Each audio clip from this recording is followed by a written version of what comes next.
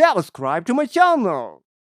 قبر کی پہلی رات مٹی میرے چہرے پر گر رہی تھی، آخری مٹھی، اور پھر مکمل خاموشی، بس اتنا سا فاصلہ تھا زمین اور میرے درمیان، چند انچ مٹی جو مجھے دنیا سے جدا کر گئی۔ میرے کانوں میں ابھی تک لوگوں کی دعائیں گونج رہی تھیں۔ کسی نے کہا اللہ مغفرت فرمائے، کسی نے آہ بھری اور واپس پلٹ گیا، اور اب سب جا چکے ہیں، میں اکیلا اس تنگ و تاریک قبر میں جسے میں نے کبھی سوچا تو تھا مگر سنجیدگی سے کبھی محسوس نہیں کیا تھا۔ میرے ارد گرد سناٹا ہے، ایسا سناٹا جو چیخوں سے بھی زیادہ بھاری ہے۔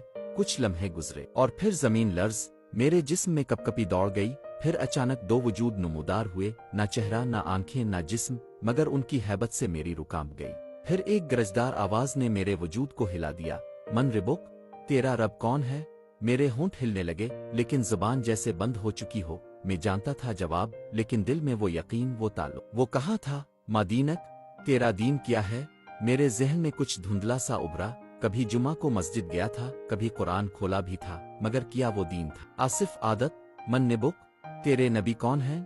میری آنکھوں کے سامنے ایک بار پھر اندھیرا چھا گیا، میرے اعمال جیسے بوجھ بن کر میرے ارد گرد اکٹھے ہو گئے تھے۔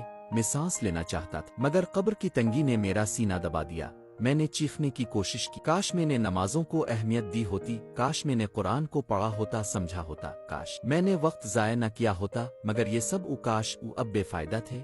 جو کرنا تھا وہ دنیا میں کرنا تھا۔ اب میں قبر میں ہوں، پہلی رات ہے، اور رات گزرنے کا کوئی وقت نہیں۔